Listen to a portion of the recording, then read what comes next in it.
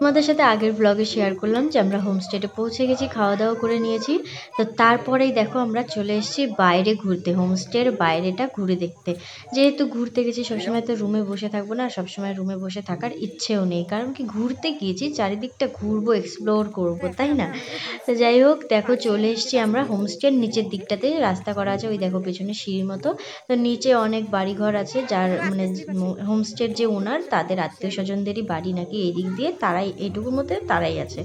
তো নিচেও হোমস্টে রয়েছে, সেই সমস্ত কিছু দেখতে এসেছি। আর এখানে না অনেক চাষবাসও করেছেন ওনারা, তো সেগুলোই সব দেখতে এসেছি। কিছু গাছ চিনি, কিছু গাছ চিনি না। পাহাড়ে তো অনেক রকমের নতুন নতুন গাছগাছালি থাকে জানোই।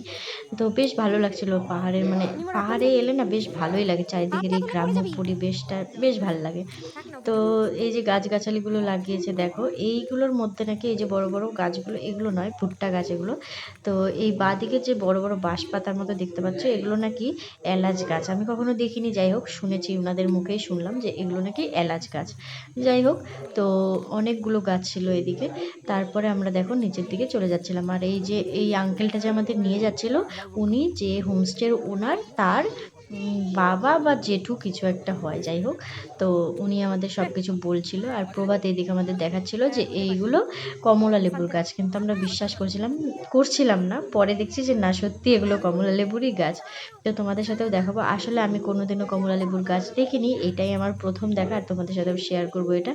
এই যে এই গাছটাতে ছোট ছোট ফল হয়েছে, সবগুলো গাছেই ছোট ছোট ফল হয়েছে, তো সেটা দেখেই বুঝতে পারলাম যেগুলো কমলা লেবু গাছ। দেখো কি সুন্দর ছোট ছোট ফল হয়েছে এগুলো। শীতের সময় আস্তে আস্তে তো বড়ই হয়ে যাবে। তো আমরা সমস্ত দিকটা, চারিদিকটা ঘুরে দেখছিলাম, বেশ ভাল লাগছিল। আর ওদের ঘরগুলো দেখো, বাইরের থেকে এরকম, কিন্তু ভিতরে না খুব সুন্দর ঘরগুলো, ওদের এত সাজানো গোছানো, বেশ ভাল লাগছিল। আর এখানে দেখো অনেক রকমের গাছগাছালি আছে, আমি কিন্তু এগুলোর নামও জানি না। আর এই গাছটা আমার সবচেয়ে প্রিয় গাছ, পাহাড়ে আমি যেখানে যাই এই গাছটা তো অবশ্যই দেখি। আমার না খুব ইচ্ছা করে কি এই গাছগুলো নিয়ে আসতে, পাহাড়ে কোথাও ঘুরতে গেলে এত এত গাছ দেখা যায় না, আমার খুব ভালো লাগে, লোভ হয় বলতে পারো। আসলে আমার না গাছগাছালির প্রতি আলাদাই একটা টান আছে। আমি বাড়িতেও অনেক গাছ লাগিয়েছি, আমার খুব ভালো লাগে গাছ লাগাতে। আর নিজের গাছের যদি কোনো ফল হয় সেগুলো খেতে, আবার কাউকে দিতেও বেশ ভালো লাগে। তো আমি আমাদের আগে যেই ভাড়া বাড়িতে থাকতাম, সেখানে তো তোমাদের সাথে শেয়ার করেছি, গাছ লাগিয়েছিলাম, কুমড়ো গাছ, আরও অনেক কিছু গাছ। কুমড়ো হয়েছিল, সেটা সবাই মিলে আমরা খেয়েছিলাম আমার দিদির বিয়েতে, বেশ ভালো লেগেছিল। খুব আনন্দও হয় কিন্তু নিজের গাছের কোনো কিছু লাগিয়ে খেতে। আর যাই হোক, আমি অনেক পছন্দ করি গাছ, তো এই গাছটা আমার বেশ ভালো লাগছিল। এই গাছটা না কী গাছ আমি জানি না, আমি প্রথম দেখেছি অনেক কিছু গাছ। আর এইখানে না বেগুন গাছের মতো এই দেখো কী সব গাছ আছে, আর ফলগুলো না একদম বেগুনের মতো। তো আমি, মানে উনি যে ছিল আঙ্কেল, ওনাকে জিজ্ঞেসও করেছিলাম কী গাছ। আসলে না ভাষার একটা মিসম্যাচ হয়ে গেছিলো, উনি বলছিল নেপালি ভাষায় আর আমরা বলছিলাম হিন্দি ভাষায়, উনিও বোঝাতে পারছিল না, আমরাও বোঝাতে পারছিলাম না, তাই আর জানা হয়নি যে এটা কী গাছ। কিন্তু আমার খুব ভালো লেগেছিলো এই গাছগুলো। আর এখানে না লঙ্কা গাছ দেখেছিলাম, আমার এত ভাল লাগছিল, গোল গোল এত সুন্দর সুন্দর লঙ্কা ওগুলো। ওই লঙ্কাগুলো দেখে আমার সত্যি কথা বলতে খুব লোভ হয়েছিল। আমি না ভাবছিলাম যে ওই আঙ্কেলটার কাছে যাবো, যে আমাকে যদি একটা, পাকা পাকা লঙ্কা ছিল তো, ভাবছিলাম যে আমাকে যদি একটা দেয়। কিন্তু না, আমি ভুলেই গেছি ওই আঙ্কেলটার কাছে চাইতে। পরের দিন যখন আমরা বাড়িতে চলে এসেছি, তখন আমার মনে পড়েছে যে আমি তো একটা লঙ্কা চাইতে চাইছিলাম। তো যাই হোক, আর আনানো হয়নি। তারপর আমরা চলে এলাম ঘুরে টুরে আমাদের রুমে। তো মোটামুটি সন্ধ্যা হয়ে গেছিলো ঘুরে আসতে আসতে।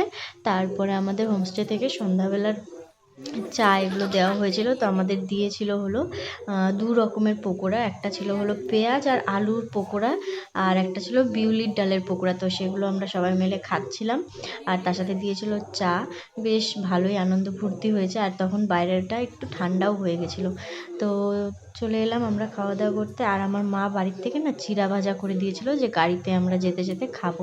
কিন্তু আমার তো ভালো লাগছিল না গাড়িতে করে আসার সময়, তাই জন্য আর খাওয়া হয়নি, আর ওরাও কেউ খায়নি, কেউই খায়নি সেগুলো। তো এখানে বের করে আমরা সেগুলো খাওয়া দাওয়া করছিলাম। আর এই যে মহাশয়, এই মেয়েদের মেকআপের জিনিস নিয়ে সব উল্টোপাল্টা কথা, উল্টোপাল্টা কমেন্ট। যাই হোক, মেয়েদের জিনিস মেয়েরাই বুঝবে, তাই না? ছেলেরা কি জানবে মেয়েদের জিনিসের মর্ম? কিন্তু না, এদের সব কিছুতে খিল্লি করতে হবে। তো যাই হোক, তারপরে আমি, সবাই খাওয়া দাওয়া করে বাইরে চলে গিয়েছিলো একটু বসতে, আর আমি না ভিতরে একা একাই রিলস বানাচ্ছিলাম। আর গুগলু খুব বিরক্ত করছিল, তো তাই জন্য ভিতর থেকে দরজাটা আটকে দিয়েছিলাম। আর ওর এত কৌতূহল মা কী করছে ভিতরে সেটা দেখবে, তাই জন্য ও চেয়ারে উঠে দরজা খোলার চেষ্টা করছিল।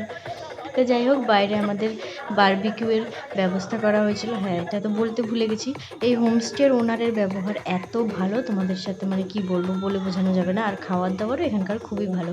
তো এখানে তোমরা যদি গ্রুপের সাথে যাও যেতেই পারো, অনেকজন থাকার ব্যবস্থা করা, মানে অনেকজন একসাথে যেতে পারবে। অনেক বড় হোমস্টে, 5টা রুম রয়েছে। আর বাইরে বেশি লোক হলে বাইরেও ওদের ওই যে পিছনে দেখতে পাচ্ছ বেড, এরকম বেড লাগিয়ে দেয়।